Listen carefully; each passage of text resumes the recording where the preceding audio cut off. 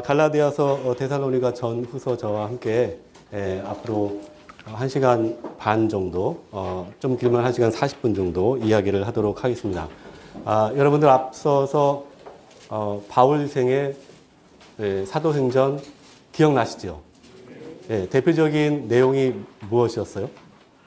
바울 선생님의 여정이 대표적이었죠. 사도행전에서. 그죠? 물론 그 전에 예수님 하늘로 올라가시는 이야기, 그 다음에 제자들이 이렇게 사마리아, 유대 땅 넘어서 사마리아까지, 또 심지어 어떤 책에서는 뭐 해외까지 갔다는 이야기도 잠깐 했었습니다. 기억나시죠? 네. 그리고 바울 선생님께서 전도 여정을 이렇게 떠나는 이야기를 쭉 보셨어요. 몇 차까지 가셨어요? 네. 성경은 4차까지 기록되어 있고, 그리고 보이지 않게 5차까지 가셨을 거라고 저희들은 여러분들께 소개를 해드렸습니다. 기억나시죠? 여러분들 이제 서신서를 들어가는데, 서신서를 여러분들께서 읽으실 때 중요한 부분이 있어요. 무엇이냐면 역사적인 배경입니다. 역사적인 배경. 아마 앞서서 목사님들 그 강의에서 들으셨을 텐데, 그런데 이 역사라는 것이 우리가 생각하는 세계사가 아니라 성경의 역사입니다. 여러분들 혹시 그 구약의 역사서 무엇인지 기억나세요? 네, 열왕기, 상하 대표적으로 이렇게 두 가지를 우리가 보았죠. 그리고 구약의 역사에 무엇을 넣는다고 그랬어요. 역사의 빨랫줄에다가 무엇을 이렇게 넣는다고 말씀을 하셨어요. 네, 예언서를 이렇게 넣는다고 표현을 하셨죠. 저희 하마을에서 재미있는 표현을 좀 이야기하는데, 역사의 빨랫줄. 그 빨랫줄에다가 예언서에 뭐 청바지도 걸고 웃도리도 걸고 뭐 속옷도 걸고 양말도 걸고 이렇게 겁니다. 그래서 우리가 예언서를 보고 또 역사서를 보면서 이해를 하는 겁니다. 근데 신약에서 역사서가 또 있어요. 어떤 게 있어요? 네, 사도행전이 있죠. 그런데 복음서도 역사서에 들어가는 걸로 저희가 설명을 해드렸어요. 기억나시죠? 그래서 사복음서와 사도행전이 역사서인데, 마찬가지로 신약의 서신서들을 여러분들이 이해할 때 그 역사서를 기준으로 봅니다. 그러니까 제가 말씀드리는 그 역사라고 하는 것은 성경 안에 있는 역사서를 기준으로 이야기하는 거죠. 여러분들 서신서 몇 개 있다고 개관에서 들으셨어요? 신약에 총 서신서 몇 개 있어요? 22개. 예. 또 21개 아니에요? 이거 너무 오래됐나요? 배우신 게 서신서? 제가 틀렸나요? 21개? 아니에요? 뭐가 맞아요? 22개가 맞아요? 21개가 맞아요? 자, 한번 기억을 되돌려 보죠. 역사서 복음서 몇 권이에요? 신약에서, 그죠? 그 다음에 역사서, 우리 지금 사도행전이라고 하는 거 해서 역사서 총 5권, 그죠? 복음서 4개를 또 역사서로 보니까, 그 다음에 요한계시록 하나 하면은 6개죠? 나머지 몇 개예요? 그렇죠. 네, 제가 잠시 떨렸어요. 제가 틀렸나? 깜짝 놀랐습니다. 자, 그럼 21개를 또 나눌 수가 있어요. 무슨 서신 이렇게 나눌 수가 있어요? 네, 바울 서신이 있고 일반 서신이 있죠. 바울 서신은 몇 개예요? 네, 13개. 일반 서신은 몇 개예요, 그러면? 8개. 예. 제가 그 중에서 갈라디아서와 데살로니가 전후서 3개를 말씀을 드리고, 그 다음에 내일 일반 서신서 개관과 그리고 야고보서, 히브리서, 베드로전서, 유다서까지 제가 할 겁니다. 그래서 여러분들 오늘 갈라디아서를 시작하는데 중요한 포인트가 뭐라고 그랬어요? 서신서를 이해할 때는 역사적인 배경. 자, 구약에서는 뭐였어요? 이거 구약은 서신서가 아니지만 열왕기, 상하. 신약에서는 사도행전 주로 그렇게 여러분들께서 함께 이해하시고 보시면 서신서가 잘 이해가 됩니다. 사도행전 총 몇 장이었어요? 네, 28장이었죠. 혹시 29장이라고 생각하시는 분 계실 수도 있어요. 그죠? 우리가 29장을 기록을 하고 있다고 그랬죠. 사도행전은 1장 8절 기준으로 이야기가 쭉 흘러갑니다. 1장 8절에 그 유명한 이야기 있잖아요. 그죠? 성령을 받고, 권능을 받으면, 그 다음에 어떻게 해요? 예, 증인이 되는 거죠. 어디서 증인이 돼요? 예루살렘과 유대와 사마리아와 땅끝까지 이르러 내 증인이 되리라. 그 말씀을 근거로 사도행전이 이어지는데 12장까지, 그때까지는 예수님 하늘에 오르고 예수님 제자들이 활동하는 이야기가 있고, 13장부터 28장까지는 누구의 이야기였어요? 사도 바울 선생님의 이야기가 그렇게 있습니다. 여러분들 이제 기억이 조금 나시죠? 자, 사도 바울 선생님께서 1차 전도여정을 가셨어요.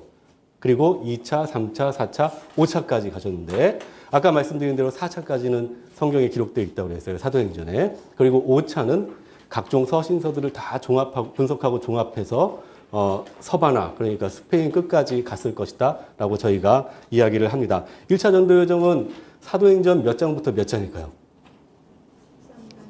네, 13장에서 15장입니다. 잘 기억해 보세요. 사도행전 13장에서 15장. 그 다음에 2차는요? 16장에서 18장. 그죠? 3차는요? 19장에서 21장. 그죠? 4차는요? 22장에서 25장. 맞나요? 22장에서 끝까지 쭉 가죠. 그죠? 4차 전도여정은. 그죠? 그 다음에 5차는 아까 말씀드린 대로 다른 서신서에 있습니다. 슬라이드를 한번 볼까요? 네, 이 슬라이드 한번 참고해 보시죠. 아까 제가 말씀드린 대로 신약 성경을 보시면 복음서가 있고 그 다음에 사도행전이 있고 그 다음에 후기사도 끝까지 이렇게 시기를 저희가 역사적인 시기를 나눕니다. 그리고 역사서를 지금 5권으로 보고 있죠. 그리고 바울 서신은 이 사도행전의 13장부터 그리고 28장까지 이렇게 서신서들이 쓰여지고 있습니다. 그리고 이렇게 보면 일반 서신이 같이 표현이 되어 있는데 나중에 말씀드리겠지만 야고보서와 갈라디아서가 비슷한 시기에 기록이 되어 있어요. 그리고 일반 서신서 중에 베드로 전후서, 히브리서, 유다서, 요한 1, 2, 3서가 바울 서신서가 거의 다 마지막까지 쓰여질 무렵에 쓰여지고 그 이후 100년까지 이렇게 기록이 되고 있습니다. 자, 전도여정 한번 우리 복습을 하죠. 아까 전에 목사님께서 한번 바울 생애하실 때, 신약 개관 지도하실 때 한번 설명해 주셨고, 그 다음에 바울 생애하실 때 또 한번 설명해 주셨죠. 2번 복습을 했어요. 여러분들 이번 차수는 이 바울 선생님 전도여정은 분명하게 기억하고 가실 것 같아요. 왜냐하면 제가 지금 3번째 말씀을 드립니다. 한 몇 시간 안에 3번을 복습을 하시는 거예요. 자, 1차 전도여정 여러분 한번 볼까요? 아직 지도는 없지만 글로 한번 보죠. 맨 처음에 출발을 보통 어디서 하신다고 그랬어요? 바울 선생님께서? 네, 안디옥에서 보통 한다고 그랬죠. 그래서 안디옥을 바울 선생님의 선교 기지라고 표현을 하는데 항상 안디옥에서 출발합니다. 그런데 안디옥이 많이 퍼져 있었어요. 여기도 있고 저기도 있고 저기도 있고. 우리가 1차 전도여정 때 알고 있는 안디옥이 있는데 혹시 기억나시는 분 있어요?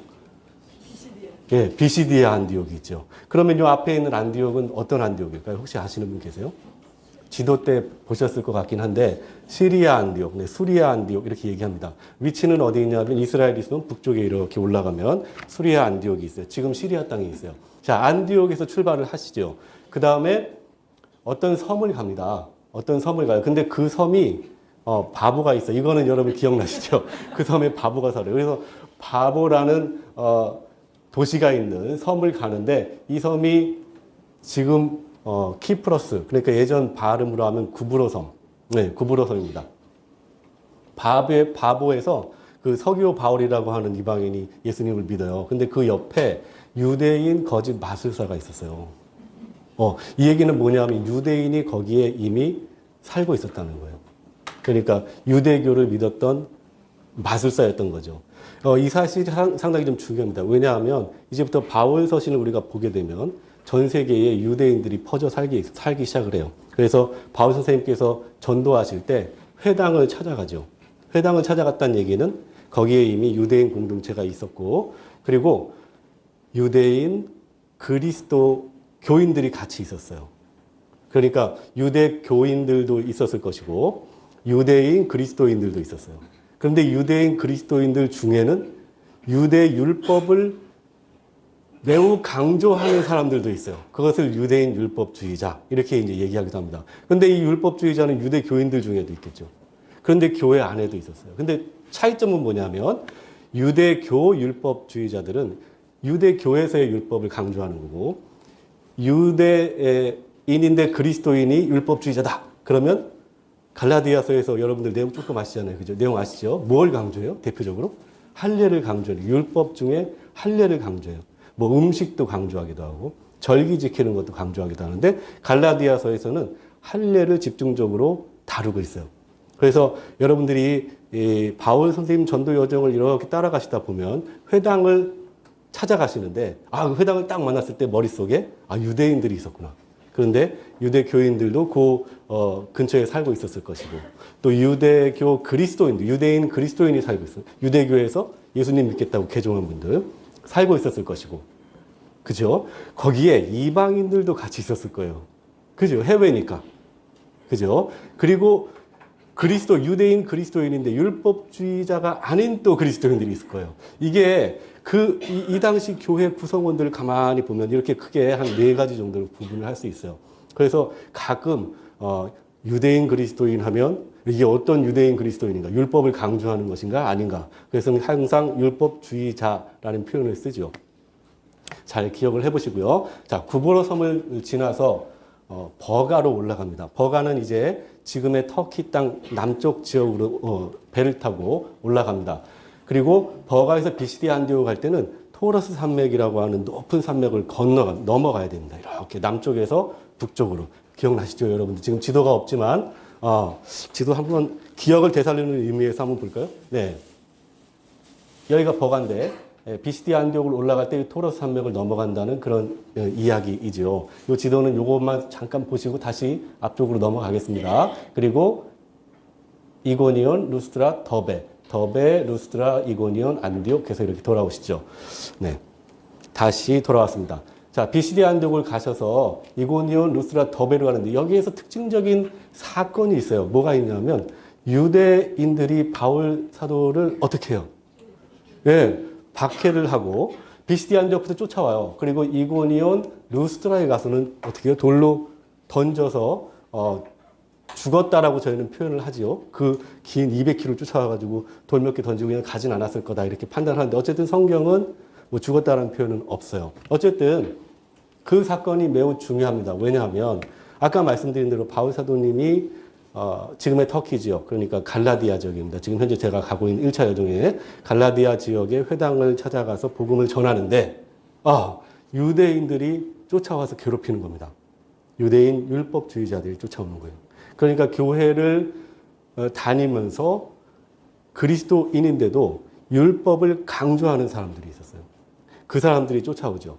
그런데 데살로니가에 가면 이 사람들이 교회 다니는 사람들인지 아니면 유대교인, 열렬한 유대교인인지 헷갈려요. 데살로니가에 가서 이렇게 쫓아오는 사람들을 보면. 그래서 학자들 중에 바울 사도님을 쫓아다니는 그 유대인들이 이것이 교회 다니는 유대인인지 아니면은 유대교인인데 바울을 괴롭히는 사람들인지 의견이 분분합니다. 어쨌든 넓게 보면 바울 사도님이 회당에 가서 복음을 전할 때 유대인이지만 바울 사도님을 괴롭히는 사람들이 있었어요. 이것을 교회 밖에서의 박해라고 이야기합니다. 바울 사도님이 복음을 전하지 못하도록, 예수님을 전하지 못하도록 박해를 해요. 근데 이 사람들이 바울 사도님만 박해했을까요? 아니죠. 거기 있는 교인들, 그러니까 유대교인이었다가 예수님 믿겠다고 모였던 그 사람들도 박해를 합니다. 그런데 그냥 박해할까요? 로마 관리들과 같이 모의를 해서 박해하는 때가 이제 다가옵니다. 이 시기쯤 되면 유대교인들과 로마 관리들이 서로 같이 박해하는 시기가 시작이 됩니다. 그런데 주로 유대인들이 박해를 하죠.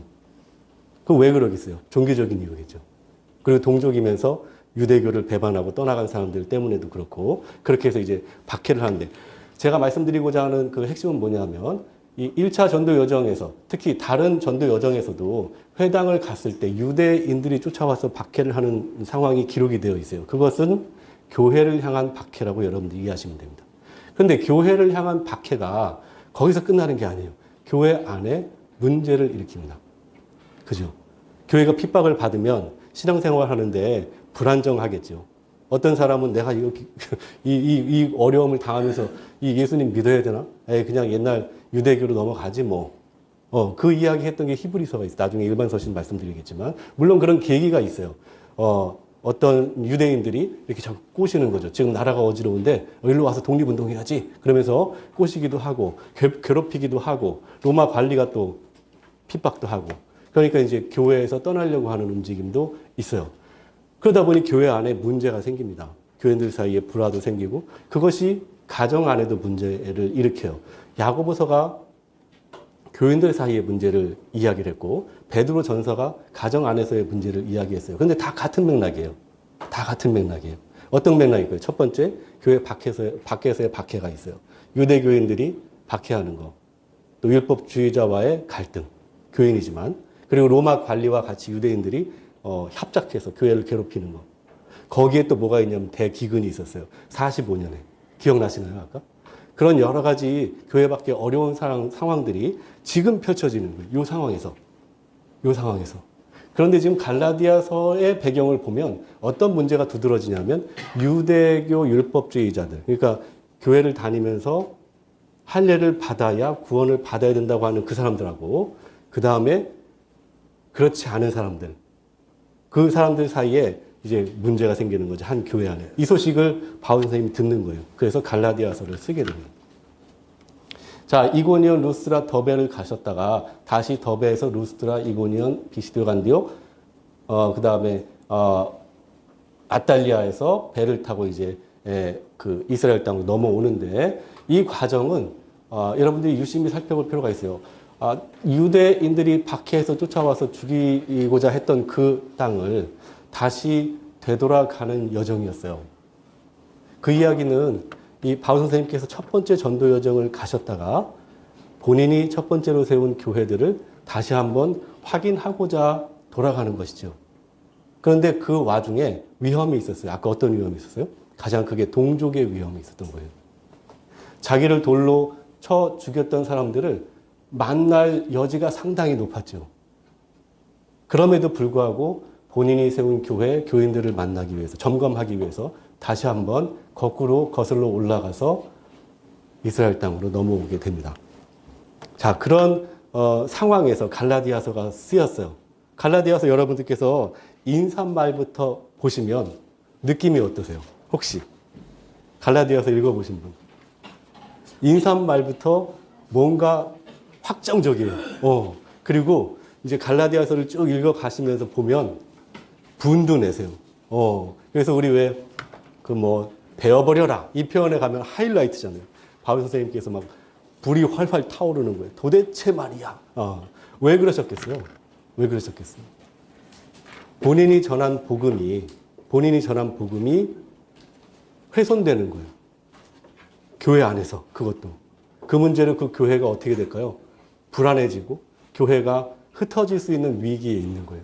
그러니까 멀리서 그 마음을 드러냈어요. 그게 갈라디아서입니다. 갈라디아서를 나중에 이제 보시면서 제가 설명을 또 드리도록 하겠습니다. 2차 전도 여정은 다시 안디옥에서 출발하죠. 시리아 안디옥이죠. 그 다음에 육로를 가시는데 길리기아 다소입니다. 길리기아 다소는 바울 선생님의 고향이라고 보셨죠. 아까 더베에서 동쪽으로 이렇게 내려오면 다소가 있어요. 길리기아 평원에. 근데 내려오지 않으시고 바로 또 교회를 돌보시러 가셨죠.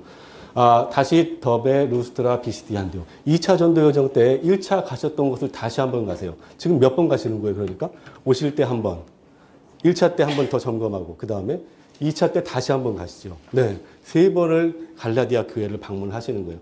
그리고 고린도를 가시고, 소아시아 쪽을 가셔서,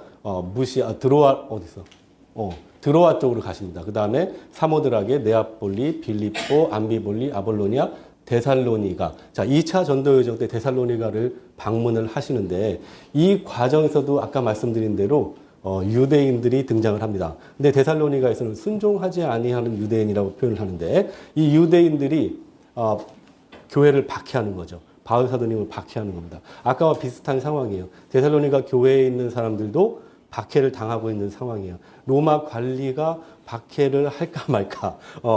바로 그 시점이에요. 로마에 의한 박해는 아직 두드러지지 않아요. 근데 성경에서는 유대인의 박해는 두드러지죠. 바로 그 상황입니다. 데살로니가에서 바울 선생님께서 피신하시고 디모데하고 실라만 남겨두고 내려가시죠. 베레아, 아덴, 고린도에 도착을 하십니다. 이 고린도에서 1년 6개월 계시면서 이 데살로니가의 교회의 소식을 들으시고 편지를 보내시는데 그것이 데살로니가 전서입니다. 근데 데살로니가 전서는 내용을 보시면 여러분들이 아주 기쁜 내용으로 들어가 있어요. 교인들이 신앙을 잘 지켰어요.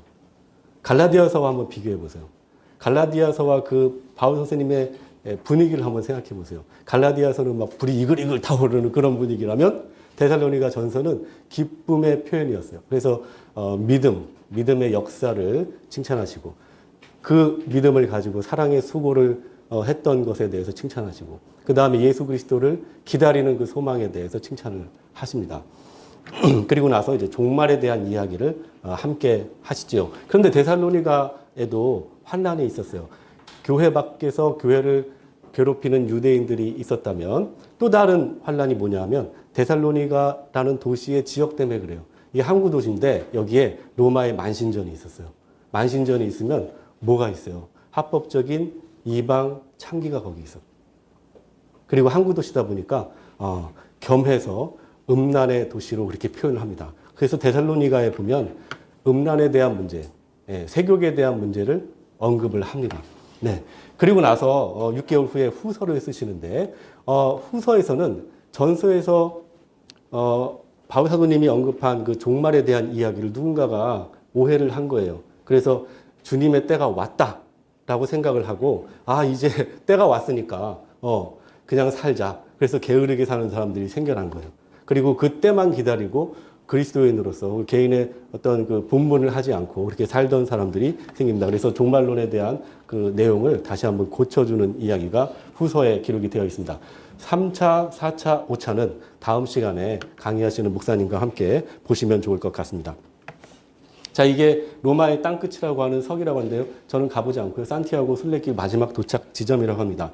바울 선생님 성정에 따르면 가시지 않았을까? 예, 그렇게 이야기를 하죠. 네, 저희들은 가셨다고 그렇게 봅니다. 자, 아까 말씀드린 대로 1차 전도 여정의 여정인데, 여러분들 이거 지도 이제 기억, 좀 익숙하시죠? 안디옥에서 터키 지역, 비시디아 안디옥, 이고니온, 루스트라, 더베, 다시 거꾸로 올라와서 안디옥, 그 다음에 아텔리아, 실루기아, 예루살렘, 공의회, 예루살렘에 가서 회의를 하시고 다시 올라오셔서 2차 전도 여정을 준비를 하십니다. 1차 때는 바나바하고 마가가 동행을 했는데 2차 때는 실라와 중간에 루스트라에서 디모데를 만나고 그죠? 그 다음에 무시하셔 가셔가지고 누가를 만납니다. 그래서 실라, 디모데, 누가가 2차 전도여정 때 합류를 하게 됩니다. 자, 갈라디아서의 이름입니다. 갈라디아인들에게 플러스 갈라타스. 갈라디아서는 그래서 어떤 특정 교회에 보냈다기보다는 갈라디아 지역에 있는 교회들을 대상으로 보냈습니다. 그래서 이 편지를 이렇게 돌려보았거나 아니면 누군가 읽고서 이렇게 돌아다니면서 이야기를 해 주었거나 그렇게 했을 거라고 저희들은 봅니다. 에피스톨라 베아티 파울리 아포스톨리 아드 갈라타스. 예, 라틴어 좀 긴데 복자 바울 사도가 갈라디아인들에게 보내는 편지라고 기록을 합니다. 기록자는 바울입니다. 성경 자체가 그렇게 기록을 하고 있고 여기에 대해서 의의를 제기하는 사람이 없습니다. 뭐 다른 설이 있는데 이것은 참고하시기 바랍니다. 지금 여러분들 교재가 55쪽이죠. 네, 같이 보시면 좋을 것 같아요. 자, 갈라디아서가 로마서하고 매우 유사합니다. 그래서 갈라디아서를 여러분들께서 잘 이해하시면 로마서 이해하시는데도 별 어려움이 없을 겁니다. 맨 처음에 이방인의 사도가 되었다라는 표현을 하는데 아브라함을 예를 들어서 이방인의 사도가 되었다고 갈라디아서에서 이야기를 해요. 근데 로마서에서도 마찬가지로 이야기를 하고요. 그리고 율법과 믿음에 대해서 이야기하는 것이 갈라디아서의 특징인데 로마서도 마찬가지입니다. 그러니까 율법을 행해서 의롭다고 인정을 받는 것인가 하나님께 믿음을 통해서 의롭다고 인정을 받는 것인가 둘 중에 하나를 바울 선생님께서 선택을 하시는데 이신득의 당연히 믿음으로 의롭다고 인정을 받는 거죠. 아브라함 이야기 나오고요. 그 다음에 노예와 자유자 이야기가 나옵니다. 갈라디아서에서는 하갈과 사라의 자식을 이야기합니다. 그래서 하갈의 자식은 종의 자식이라고 얘기하고 노예의 자식, 사라의 자식은 약속의 자식이라고 이야기합니다. 자유의 자식. 그래서 사라의 후손이 복을 받는 것인 거죠. 아브라함은 믿음으로 의롭다고 했고 사라는 약속에 의해서 자식을 낳았고 그 후손들이 복을 받으니 믿음으로 복을 받는 것이라는 거죠. 누가요? 모든 민족이. 그래서 이방인의 사도라는 이야기가 나옵니다. 자, 율법 아래에 있는 자와 약속 아래에 있는 자. 하갈과 사라에 대한 이야기를 하게 되고 갈라디아서에서요. 자, 사랑 안에서 자유하고 자, 갈라디아서 맨 마지막 부분 결론 부분에 성령 이야기하면서 사랑 이야기를 같이 하고요. 자유도 함께 이야기를 합니다. 성령 안에서의 삶. 이 부분도 로마서와 유사하다고 하죠. 그래서 저자를 바울로 이렇게 확정을 합니다. 소신자는 아까 말씀드린 대로 갈라디아 지역에 있는 교회들입니다. 네, 터키 지역이죠. 갈라디아 지역만 한번 이렇게 보겠습니다. 남북으로 마치 이렇게 이걸 뭐라고 표현할까요? 버섯이라고 표현할까요? 아까 북갈라디아, 남갈라디아서 설명 잠깐 들으셨죠? 북갈라디아만 갈라디아로 인정을 했다가 BC 25년경에 남쪽 부분도 갈라디아로 편입이 됐습니다. 그래서 바울 선생님께서는 요 남쪽 지역에 비시디 안디옥, 이고니온, 루스트라, 더베 대표적으로 그 지역을 방문을 했죠. 그래서 남갈라디아서를 저희도 채택을 합니다. 배경입니다. 아까 말씀드린 대로 갈라디아 지역에 두 가지 상황이 있었어요. 교회 밖에 박해 상황이 있었어요. 누구에 의해서 박해가 있었어요? 유대인들의 박해 상황이 있었죠. 그리고 교회 안에 문제가 있었어요. 어떤 문제였어요? 율법과 믿음의 문제가 있었어요. 갈라디아서는 이 두 가지가 중점적으로 부각이 됩니다. 교회 밖에서 유대인들이 뭐라 한 거죠. 예수님 믿는 건 좋은데 뭘 또 해야 된다고 그러는 거예요? 할례를 해야 구원이 완성이 된다고 얘기하는 거예요. 이거를 다른 복음이라고 얘기했던 것 같아요. 그 당시에. 그래서 바울 선생님께서 그 갈라디아서 안에 보면 다른 복음은 없다. 누가 전한 복음이 진짜 복음이라는 거예요? 본인이 전한 복음이 진짜 복음이라는 거예요. 그래서 그 두 가지. 첫 번째는 교회 밖에서의 유대인들의 박해. 그리고 교회 안에서 유대인 그리스도인과 또 이방인 또 율법주의자 아닌 유대 그리스도인들. 이 사람들이 서로들 교회 안에서 문제가 있었다는 거죠. 뭘 두고요? 할례에 대한 문제를 가지고. 네. 그런 배경으로 갈라디아서를 보시면 되는데. 그래서 바울 선생님께서 본인의 사도직에 대해서 강조를 해요. 자, 박해를 하는데, 자, 예수님 믿지 마. 그 예수님 누가 전했어? 저기 뭐 바울이라는 사람이 전했대. 그 바울이라는 사람 예수님 못 봤어. 실제로 못 봤어요. 그게 제일 약점이었어요. 그러니까 예수님 안 봤는데 예수님 제자도 아니잖아. 그런데 무슨 뭐 예수님 전하고 있어. 그러니까 이거 아니야. 예수님 믿어도 우리 그 유대교 했을 때 했던 그 할례는 받아야 되는 거야. 아브라함 봐. 할례 받았잖아. 그래서 하나님한테 의롭다고 그렇게 인정받았잖아. 라고 설득을 하게 된 거죠. 그러니까 바울 사도님이 그 이야기 듣고 어떻게 하겠어? 먼저 내가 사도가 맞다 하는 것을 강조를 하게 됩니다. 그리스도인들도 할례를 받아야 하고 율법을 준수해야 된다. 이렇게 얘기했던 갈라디아 교인들에게 가르침을 주려고 했고요. 복음과 율법에 대해서 혼동이 많이 있었어요. 이거 지금 우리도 혼동이 가끔 있습니다. 제가 설명을 드릴 텐데 그 설명이 명쾌할지는 모르겠어요. 그런데 나름대로 한번 노력을 해보겠습니다. 이 세 가지 배경 하에서 갈라디아서가 쓰여졌어요. 말씀드린 대로 남갈라디아 이론과 북갈라디아 이론에 따라서 연도가 바뀌어요. 기록된 연도가. 남갈라디아 이론을 채택하면 49년경이 되는데 이때가 언제냐면 첫 번째 1차 전도여정 다녀오시고 직후라고 보면 됩니다. 그리고 북갈라디아 이론이라고 보면 53년, 56년인데 이거 2차 전도여정 때 마게도니아나 에베소에서 쓰셨다고 이렇게 판단하는 북갈라디아설이에요. 그런데 저희는 이제 49년경에 쓰여졌다. 남갈라디아설을 채택을 하고 있습니다. 네, 갈라디아서 기록연대는 여러분들 교재에 있어요. 우리 몇 쪽에 있어요? 좀 길게 기록이 되어 있을 텐데. 56. 네네, 그 56쪽 참고를 하셔서 읽어보시면 좋을 것 같습니다. 네, 넘어가도록 하겠습니다. 기록 목적입니다. 바울 선생님께서 사도권을 변호하기 위해서 그리고 율법주의 도전에 대해서 오직 믿음으로 구원을 받는다. 그래서 이신득의, 이신칭의 이런 표현을 우리가 쓰는데요. 그걸 강조하죠. 율법으로 자유케 한 자들은 성령으로 말미암아 새 생활을 하도록 한다.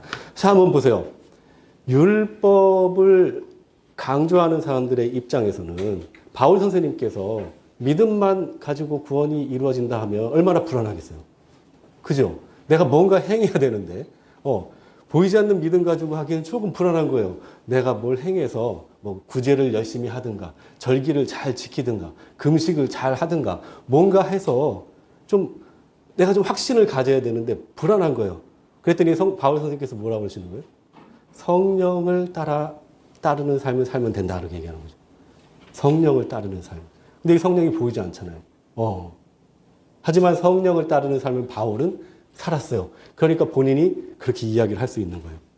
그래서 우리는 불안하거나 두려워하지 않는 거예요.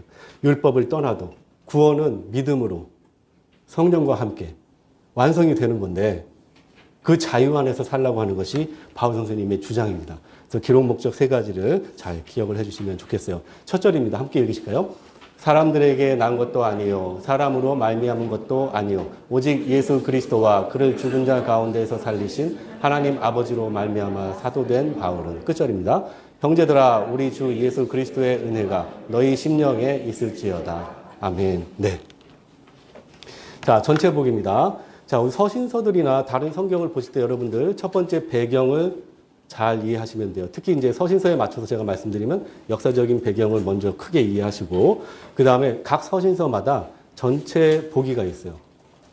전체 보기. 그러니까 서신서를 표로 이렇게 요약한 것이 있는데 이 전체 보기를 여러분들 머릿속에 이렇게 이해하시면 역사적인 배경과 함께 서신서 이해하는데 매우 유익합니다. 그리고 그 안에 작은 기둥들이 있는 내용들이 있는데 이 내용들을 함께 이해하시고 성경 각 권에 들어가서 내용을 읽어보시면 이제 서신서들 큰 거부터 작은 부분까지 여러분들이 멀찍이서 보실 수도 있고 안에 들어가서 이렇게 보실 수도 있고 그 내용이 큰 배경과 역사적인 배경과 어떻게 관련이 되어 있고 이 내용이 큰 기둥 있죠? 요 큰 주제 요것과 어떤 내용이 어떻게 관련이 되어 있는지 이렇게 서로 이렇게 연관 지을 수가 있어요. 그러면 뭐 서신서뿐만이 아니고 다른 성경들도 우리 하말에서 배우신 대로 그렇게 접근하시면 성경 이해하시는데 아주 좋습니다. 자, 갈라디아서 크게 세 부분이에요. 첫 번째는 아까 말씀드린 대로 사도직에 대한 변론, 그 다음에 신앙 고백. 두 번째는 율법이냐 믿음이냐. 예, 이거 우리 가장 중요하게 내용을 다루죠. 그 다음에 성령을 따라 행하는 삶. 성령 왜 여기서 나온다고 그랬어요? 율법을 떠나면 성령을 따라 살면 된다고 얘기하는 거예요. 바울 선생님은.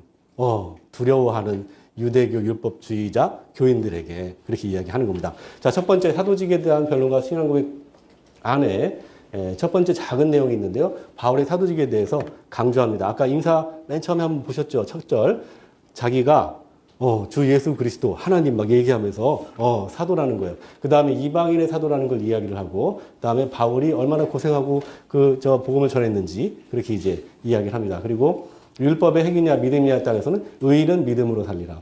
율법과 믿음의 약속, 종의 멍에를 매지 말라. 그리고 세 번째 성령을 따라 행하는 삶에서는 성령의 열매, 유명한 그 구절이 있잖아요. 그죠? 성령의 9가지 열매. 그 다음에 그리스도의 법을 성취하라. 이 내용으로 구성이 되어 있어요. 바울의 사도직 한번 보죠. 인사 1장 1절입니다.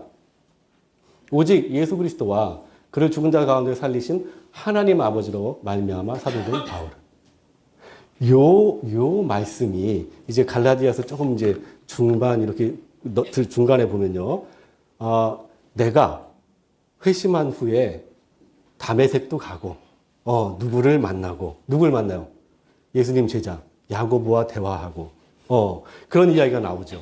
그 이야기와 매치가 돼요. 무슨 말이냐면은 내가 예수 그리스도와 그를 죽은 자 가운데 살리신 하나님 아버지로 말미암아 사도된 바울. 내가 예수님 제자는 아니야. 그런데 이런 사도가 예수님 제자 야고보를 만나서 대화를 해보니까 어때요? 내용이 같은 거예요. 그 복음이 예수님 제자가 얘기하는 것과 사도 바울이 얘기하는 것이 같은 거예요. 그러니까 이렇게 강하게 얘기할 수 있죠. 확신하는 거죠. 그래서 사도 된 바울이다라고 이야기를 합니다. 그러면서 다른 복음은 없다. 아까 말씀드린 대로 당시 다른 복음, 그러니까 믿음과 율법 지키기, 이것을 신앙이라고 보았던 기독교 예수님 믿는 신앙이라고 보았던 사람들에 대한 이야기입니다. 다른 복음은 없나니 다만 어떤 사람들이 너희를 교란하여 그리스도의 복음을 변하게 하려 함이라. 우리가 너희에게 전한 복음 외에 다른 복음을 전하면 저주를 받을지어다. 완전히 이제 분이 일어나서 이렇게 이야기를 합니다. 아까 왜 그랬어요? 왜냐하면 교회를 걱정하는 마음 때문에 그런 거예요. 가장 첫 번째는 뭐겠어요? 복음이 훼손되는 것. 그로 인해서 교회가 잘못될까 봐 이렇게 분을 내죠. 내가 지금까지 사람들의 기쁨을 구하였다면 그리스도의 종이 아니니라. 이렇게 지금 이야기를 하시죠. 내가 지금 성질 내는 거, 그거 사람들 기쁘게 하는 거 하기 때문에 그런 것도 아니고, 내가 복음 전하고 사람 기쁘게 하는 거 그것 때문에 아니에요. 내가 그리스도의 종이기 때문에 그렇게 열심히 복음을 전했고, 지금 아마도 이렇게 강한 어조로 편지를 쓰시면서 그 부분도 이야기하는 것 같아요. 하나님의 계시로 은혜의 복음을 받음, 사도직에 대해서 계속 이야기합니다. 내가 전한 복음은 오직 예수 그리스도의 계시로 말미암은 것이라. 계속 반복하지요. 이 부분이 너무나 중요하기 때문에 그래요. 만약에 본인이 사도가 아니라고 판단이 된다면은 그 이후에 본인이 이야기하는 것들은 복음이 될 수가 없어요. 그러니까 갈라디아서 맨 처음에 시작할 때, 바울서신 맨 처음에 시작할 때 너무나 강하게 나는 사도로서 선택을 받았다고 말합니다. 내 어머니의 태로부터 나를 택정하시고 그의 은혜로 나를 부르십니다. 내가 곧 혈육과 의논하지 아니하고 이렇게 이야기가 나오죠. 자, 이제 이렇게 나를 부르신 이에 따라서 사도가 되었는데 어떤 사람들과 함께 의논하지도 아니하였다 이 말이죠. 내가 받은 복음은. 그런데 그 복음이 제자들이 이야기한 것과 동일하다고 이야기하는 겁니다. 자, 다메섹 간 사건 우리 들으셨죠? 뭐 아라비아도 가고 다메섹도 가고 뭐 3년 동안 다녀왔다. 어디서 3년을 보냈느냐 이런 이야기가 있었는데 주의 형제 야고보 외에 다른 사도들을 내가 보지 못하였노라. 야고보와 같이 이야기를 했겠죠. 내가 받은 복음입니다. 제자로서 어떻게 생각하세요? 그러면서 이제 이야기하면서 서로 그 복음이 같다는 것을 이야기합니다. 보라, 내가 너희에게 쓰는 것은 하나님 앞에서 거짓말이 아니로다. 다만 우리를 박해하던 자가 전에 멸하여던 그 믿음을 지금 전한다함을 듣고 나로 말미암아 하나님께 영광을 돌리리라. 네, 이방인의 사도에 대한 이야기를 합니다. 사도직에 대해서 변론을 하고요. 그 다음에 본인이 이방인을 위해서 사도가 되었다고 이야기를 하는데 그 근거는 예루살렘에 가서 회의한 결과 베드로는 유대인을 위한 사도가 되고 본인은 이방인을 위한 사도가 됩니다.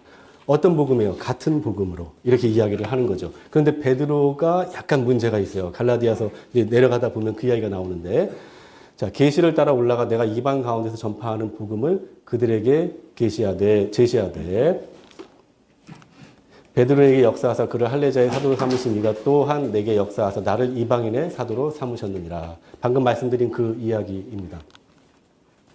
자, 바울의 신앙 고백입니다. 바울이 믿음으로 의롭게 되었다고 이야기를 하는데요. 베드로에 대한 이야기를 합니다. 자, 바울이 가진 그 신앙을 베드로가 가진 신앙과 비교를 하면서 자신이 믿는 믿음이 올바르다라고 이야기를 하는 것입니다. 베드로도 예수님의 제자로서 같은 복음을 전했어요. 그런데 베드로에게 거리끼는 것이 하나가 있었어요. 그 이야기를 지금 하게 돼요. 게바가 안디옥에 이르렀을 때 책망받을 일이 있기로 내가 그를 대면하여 책망하였느냐. 뭔 얘기하냐면 할례자가 무할례자와 같이 식사를 하는 겁니다. 베드로가 무할례자들, 그러니까 이방인들과 식사를 하고 있었던 거예요. 그런데 예루살렘에서 유대인들이 올라와서 그 광경을 본 거예요. 물론 이제 교회 다니는 분들이죠. 그랬더니 베드로가 어떻게 해요? 흠칫 놀라가지고 자리를 피합니다. 그 모습을 보고 바울 사도가 그것이 어떻게 믿음을 근거로 한 복음을 근거로 한 신앙이겠는가? 베드로도 율법에 매여 있었다라고 하면서 본인이 가지고 있는 그 신앙에 대해서 고백을 하는 거예요. 나는 그들이 복음의 진리를 따라 바르게 행하지 아니함을 보고 이렇게 얘기합니다. 그 이야기를 하면서 내가 예수 그리스도 하나님으로 말미암은 사도로서 그리고 내가 전하는 복음이 복음이다. 진짜 복음이다. 다른 복음이 아니다. 라고 이야기를 하는 것이죠. 우리는 본래 유대인이요 이방 죄인이 아니로되 사람이 의롭게 되는 것은 율법의 행위로 말미암음이 아니라 지금 베드로 이야기를 전제로 하는 이야기입니다. 오직 예수 그리스도를 믿음으로 말미암은 줄 알므로 우리도 그리스도 예수를 믿나니 이는 우리가 율법의 행위로서가 아니고 그리스도를 믿음으로써 의롭다함을 얻으려 함이라. 율법의 행위로서는 의롭다함을 얻을 육체가 없느니라 라고 이야기를 합니다. 그리고 그 유명한 십자가 이야기가 나오죠. 율법에 말미암아 율법에 대하여 내가 죽고 하나님에 대하여 살려 함이라. 만일 의롭게 되는 것이 율법으로 말미암으면 그리스도께서 헛되이 죽으셨느니라. 그리고 율법의 행위냐 믿음이냐에 대해서 이야기를 합니다. 의인은 믿음으로 살리라. 율법과 믿음을 이렇게 설명을 하는 거예요. 하나님의 약속과 하나님의 약속이 성취되었느냐라는 기준을 갖습니다. 그러니까 하나님의 약속이 성취되는 시점이 있어요. 그것을 우리는 예수 그리스도를 보는데 그 약속의 과정에 율법이 있어요. 모세가 전한 율법이. 그렇죠. 바울의 입장에서는 하나님의 약속으로 이루어지는 그 성취점, 그러니까 예수 그리스도가 율법이 완성되는 것으로 본 거예요. 근데 유대인들은 예수 그리스도까지 보지 않고 어디까지 보는 거예요? 율법까지만 보는 거예요. 그러니까 답답한 노릇이죠. 본인은 예수 그리스도를 보고 본인이 유대교인에서, 그것도 그리스도인들을 박해하는 유대교인에서, 괴수 중에 괴수라는 유대교인, 바리새인으로서 그렇게 예수님 만나고 변화되어서 성령과 함께 지금 복음을 전하면서 살고 있는데, 하나님의 약속대로 이방인의 사도로서 모든 민족을 위해서 예수 그리스도를 믿고 그렇게 그리스도인으로 사는데, 유대교인 율법주의자들은 그리스도까지 가지 않고 어디에서 머무는 거예요? 모세가 준 율법에서 멈추는 거예요. 그리고 여기에서 율법을 다 지키면 본인이 의롭게 된다고 생각하는 거예요. 그런데 바울이 얘기하는 건 그게 아니라는 거예요. 바울은 아브라함의 예를 들어서 나중에 얘기하겠지만 믿음으로 하나님께 의롭다함을 받았다는 거예요. 그리고 하나님께서 약속하신 거예요. 내 씨로부터 난 모든 민족이 복을 받는다는 거예요. 그렇죠. 그러니까 이게 바울의 입장에서는 아무리 설명을 아무리 생각해도 논리적으로 이 율법주의자들의 말이 맞지가 않는 거예요. 왜 율법으로 끝나냐 이거죠. 하나님이 약속하신 예수 그리스도를 믿어야 구원을 받는 것이죠. 그래서 율법을 예수 그리스도께로 인도하는 초등교사로 표현하는 거죠. 그래서 율법에 두 가지 기능이 있는데, 첫 번째는 죄를 깨닫게 하는 거예요. 죄를 깨달았으면 어떻게 해요? 하나님께로 나아가야 되는 거예요. 그 두 가지 기능이 있는데 그 두 가지 기능으로 예수 그리스도를 믿으면 되는 거죠.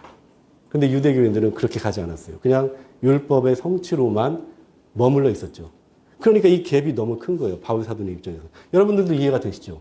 그 상황이에요. 지금 갈라디아서 얘기하는 게. 율법이냐 믿음이냐는 그냥 그 상황을 여러분들이 기억하시면 돼요. 너희가 성령을 받은 것이 율법의 행위로냐 혹은 듣고 믿음으로냐, 너희가 이같이 어리석으냐, 성령으로 시작하였다가 이제는 육체로 마치겠느냐. 그러니까 믿음으로 시작하였다가 율법으로 마치겠느냐. 성령으로 받았는데 왜 다시 육체로 가느냐. 그 이야기 하는 겁니다. 믿음으로 의롭다 칭함을 받은 아브라함 예를 드는 거예요. 한번 생각해 보시죠. 아브라함이 하나님을 믿음에 그것을 그에게 의로 정하셨다 함과 같으니라. 믿음에 의로 정하셨다고 얘기를 했죠. 그리고 우리가 성경을 보면 실제로 그렇잖아요. 그렇죠? 그리고 아브라함으로부터 모든 민족이 복을 받는다고 그랬어요. 그 모든 민족에 누가 들어가요? 바울 사도 입장에서는 이방인이 들어가는 거예요. 이방인이. 그런데 유대 율법주의자들은 율법을 지키면서 그 유대교인들만 생각을 하고 또 율법을 지키는 사람들만 구원받는다고 생각을 한 거죠. 그러니까 이게 문제가 된 거예요. 모든 이방인이 너로 말미암아 복을 받으리라라고 분명히 말씀을 했는데 왜 이것을 오해하느냐 이거죠. 하나님 앞에서 아무도 율법으로 말미암아 의롭게 되지 못할 것이 분명하니 이는 의인은 믿음으로 살리라 하였습니다. 율법을 613가지를 구약에서 이야기를 하는데 보통 거기에서 하나라도 어기게 되면 모두 어기게 된다는 거예요. 하나라도 어기면 죄인이 되는 거잖아요. 그럼 죄를 깨달았으면 하나님의 약속을 기억하고 그리스도를 믿으면 되는 거죠. 왜냐하면 그리스도께서 모든 율법을 완성하셨다고 성경에 기록하고 있어요. 오직 예수 그리스도만 모든 율법을 성취하신 분인데 그분을 내가 모시면, 즉 성령을 내가 모시면, 성령으로 살아가면 그러면 그 나머지 율법들에 대해서는 그렇게 우리가 구애받지 않아도 된다 이거죠. 왜냐하면 그분이 성취한 것을 우리가 따라가면 된다는 거죠. 따라가면 되는 거예요. 그래서 나중에 성령이 열매 맺는 삶에 대해서 이야기를 하는 겁니다. 그리스도께서 우리를 위하여 저주를 받은 바 되사 그리스도 예수 안에서 아브라함의 복이 이방인에게 미치게 하고 또 우리로 하여금 믿음으로 말미암아 성령의 약속을 받게 하려 함이라. 율법과 믿음의 약속입니다. 두 번째, 하나님의 약속과 율법입니다. 아까 제가 말씀드린 대로 하나님께서 약속하신 부분, 그리고 율법이 어떤 관계에 있는지, 율법이 하나님의 약속들과 반대되는 것이냐? 결코 그럴 수 없느니라. 그쵸? 제가 설명드린 게 뭐였어요? 율법은 율법대로 완전합니다. 그죠? 그리고 하나님의 약속은 하나님의 약속대로 성취가 되는 거예요. 대신에 이 하나님의 약속의 성취인 그리스도를 믿어야 된다는 거죠. 믿음으로 우리가 의롭게 되는 것이지, 이 믿음까지 우리를 도덕적으로 혹은 정결하게 성결하게 이끌어가는 이 율법이 다가 아니라는 거예요. 이 율법이 거기까지 이끌어가게 한다는 거예요. 우리를 정결하게 만들어주고 거룩하게 만들어주고 도덕적으로 만들어주는 그런 삶을 우리가 사는데 문제는 이걸 다 지키지 못한다는 거예요. 이걸 다 지키지 못하니까 이 율법을 우리 대신에 예수 그리스도께서 완성을 하셨고 그분을 힘입어 우리가 살아가자고 하는 것이죠. 그것이 율법과 하나님의 약속의 관계입니다. 그러니까 서로 충돌하지가 않는 거죠. 네. 율법이 우리를 그리스도께로 인도하는 초등교사라고 이야기를 합니다. 그러니까 율법은 우리의 삶을 그리스도께로 인도하는 거. 아까 두 가지 기능이 있다고 첫 번째는 뭐였어요? 우리의 죄를 깨닫게 하는 거. 우리가 그 모든 것을 다 지키지 못하고 무엇인가 하나 혹은 뭐 여러 개를 다 범했어요. 아, 우리 죄인이구나. 그런데 율법이 또 어떤 기능이 있다고 그랬어요? 그리스도께로 인도하는, 하나님을 바라보게 하는 그 기능이 있는 거예요. 그것을 깨달은다면 우리가 그리스도를 믿고 성령과 함께 살아갈 수 있다는 거예요. 그것이 바울이었어요. 그것이. 그 이야기를 바울 서신서에서 계속 반복을 하는 겁니다. 종의 멍에를 매지 말라. 다시 바울 선생님께서 율법으로 돌아가려고 하는 그러한 그 경향성에 대해서 이야기를 하는데 갈라디아 교회를 염려하는 마음을 표현합니다. 하나님이 아닌 자들에게 종노릇하였더니 다시 약하고 천박한 초등학문으로 돌아가서 다시 그들에게 종노릇하려 하느냐. 여러분들 율법 지킬 수 있는지 안 지킬 수 있는지 한번 생각해 보세요. 우리에게 법이 있어요. 여러분들 여기 오시면서 법을 얼마나 많이 어겼을까요? 이건 뭐 딱 떨어지진 않아요. 그런데 우리 율법을 지킬 수 있느냐 안 지킬 수 있느냐 613가지 법을 우리가 교통법규도 있고 생활법규도 있고 많이 있어요. 그걸 우리가 다 지킬 수 있어요? 뭐에 따라서 살아요? 양심에 따라 살잖아요. 그렇죠. 자연인으로서. 딱 맞는 비유는 아니지만 그 율법을 다 우리가 성취할 수 없기 때문에 우리는 그리스도의 힘을 입어서 그리스도 안에서 성령의 힘으로 살아가자고 이야기를 하는 겁니다. 그러니까 법에 매여서 그렇게 살지 말라고 이야기를 하는 거죠. 너희 속에 그리스도의 형상을 이루기까지 다시 너희를 위하여 해산하는 수고를 하노니 내가 이제로 너희와 함께 있어 내 언성을 높이려 함은 너희에 대하여 의혹이 있으리라. 내 언성을 높이려 함은 여기 이 문장에서 바울 선생님께서 얼마나 시쳇말로 화가 나셨는지 거룩한 화겠지요. 네, 드러납니다. 아까 말씀드린 대로 하갈과 사라의 비유인데요. 결론은 이렇습니다. 아브라함의 두 부인이 있잖아요. 사라는 하나님께서 약속으로 자식을 낳았고 하갈은 육체로 자식을 낳았어요. 누구예요? 이스마엘이고 사라는 이삭을 낳았어요. 하갈이 아이를 낳을 때 서로 갈등도 있었고 싸움도 있었죠. 사라가 아이를 낳을 때 하나님께서 아브라함 100세 때 그죠? 아이를 낳게 하고 사라의 후손으로부터 예수 그리스도가 나오는 거예요. 그 두 가지를 말씀하시는 거예요. 비유로 하갈은 율법을 상징하고 사라는 믿음을 상징하고 하갈은 육체를 상징하고 사라는 성령을 상징하고 하갈은 종을 상징하고 사라는 자유를 상징하고 그렇게 바울은 해석을 합니다. 자, 마지막 세 번째 큰 기둥의 첫 번째 성령의 열매. 여기에서 이야기해요. 그러면 율법을 떠나면 도대체 그걸 뭐 어떻게 살라는 거예요? 불안하고 두려운 거예요. 지금까지 613개의 율법을 지키려고 노력을 했고 바울 선생님은 다 지켰을지 모르겠어요. 그만큼 철저한 바리새인이고 율법 지키는 사람이었으니까 자, 그걸 떠나면 도대체 어떻게 하느냐? 방종하게 되는 거 아닐까요? 라고 이제 한번 슬쩍 물어보는 거죠. 우리 율법 떠나면 도덕법도 뭐 그럼 지키지 말라는 거예요? 그럼 우리 어떻게 거룩하게 돼요? 성결하게 돼요? 정결하게 돼요? 이런 얘기 할 거 아니에요? 그랬더니 너희가 만일 할례를 받으면 그리스도께서 너희에게 아무 유익이 없다. 이렇게 전제를 하고 너희는 그리스도에게서 끊어지고 은혜에서 떨어지는 자로다. 사랑으로서 역사하는 믿음뿐이니라 이렇게 얘기합니다. 율법을 떠나서 사랑으로 역사하는 믿음뿐이라고 이야기합니다. 이것을 우리는 뭐라고 얘기해요? 성령이라고 이야기를 하죠. 네. 자, 그리고서 뭐 스스로 배워버리라 이런 얘기도 이 부분에서 나옵니다. 자, 성령을 따라서 이제 어떻게 자유롭게 살라. 그 자유로 육체의 기회를 삼지 말고 오직 사랑으로서 종노릇 하라. 이렇게 이야기를 합니다. 내 이웃 사랑하기를 내 자신같이 하라. 누가 이렇게 살았어요? 예수님께서 이 땅에 사실 때 이렇게 사셨죠. 네, 온 율법은 내 이웃 사랑하기를 내 자신같이 하라 하신 한 말씀에서 이루어졌나니 서로 물고 먹으면 피차 멸망할까 조심하라. 자, 육체의 일과 성령의 일입니다. 그러면서 성령을 따라 행하는 삶이 어떤 삶인가 이야기하죠. 성령을 따라 행하라. 그리하면 육체의 욕심을 이루지 아니하리라. 우리 육체의 욕심이 막 일어나면 거꾸로 생각하면 돼요. 성령을 따라서 내가 살고 있지 않구나. 이렇게 생각하시면 될 것 같아요. 성령의 인도하시는 바가 되면 율법 아래에 있지 아니하리라. 이렇게 이야기합니다. 바울 선생님의 고백이죠.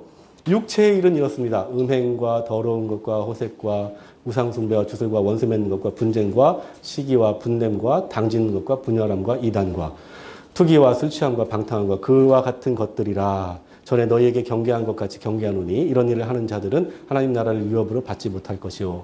그러니까 율법에 매인 자들 중에 이런 분들이 있었던 거죠. 그러니까 자유롭지 못한 삶을 사는 거고 사랑의 삶이 없었다는 거예요. 그러나 성령을 따라 사는 삶은 이런 삶이라는 거예요. 사랑과 희락과 화평과 오래 참음과 자비와 양선과 충성과 온유와 절제니 이것을 금지할 법은 없다. 그리스도 예수의 사람들은 육체와 함께 그 정욕과 탐심을 십자가에 못 박았느니라. 이렇게 이야기를 합니다. 그리고 나서 그리스도의 법을 성취하라고 얘기합니다. 그리스도의 법은 뭘까요? 율법과 대비되는 법이에요. 그렇죠? 율법은 우리가 지키지 못하고 육체의 소욕을 일으킬 수 있는 여지가 많아요. 그리고 그 법을 지키지 못해서 포기하는 사람들도 있겠죠. 그리스도의 법은 이렇게 됩니다. 짐을 서로 지라. 너희가 짐을 서로 지라. 그리하여 그리스도의 법을 성취하라. 서로 사랑하라. 그리하여 내 이웃을 사랑하라. 그리고 그것을 행동으로 옮기라. 우리가 선을 행하되 낙심하지 말지니 포기하지 않으면 때가 이름에 거두리라. 자, 유일한 자랑을 바울이 합니다. 우리 주 예수 그리스도의 십자가 외에 결코 자랑할 것이 없으니 그리스도로 말미암아 세상이 나를 대하여 십자가에 못 박히고 내가 또한 세상을 대하여 그러하니라 라고 결론을 맺습니다. 갈라디아서 총 6장까지 되어 있습니다. 크게 세 부분으로 되어 있었죠. 첫 번째가 사도직에 대한 변론, 신앙 고백. 두 번째는 율법의 행위냐 아니면 믿음이냐. 세 번째는 성령을 따라 행하는 삶에 대해서 이야기를 합니다. 그리고 그 안에 작은 기둥들이 있고 그리고 성경의 내용을 우리가 하나씩 살펴보았습니다. 그리고 우리가 기억해야 될 부분이 있어요. 역사적인 배경을 기억해야 되겠죠. 사도행전을 보면 몇 장에 해당될까요? 갈라디아서는 13장에서 15장 사이에 해당이 됩니다. 그리고 갈라디아 지역에 있었던 문제가 있었어요. 두 가지 크게 있었는데 교회 밖의 문제, 교회 안의 문제가 있었어요. 교회 밖에서 유대인들이 교회를 핍박하는 문제 있었죠.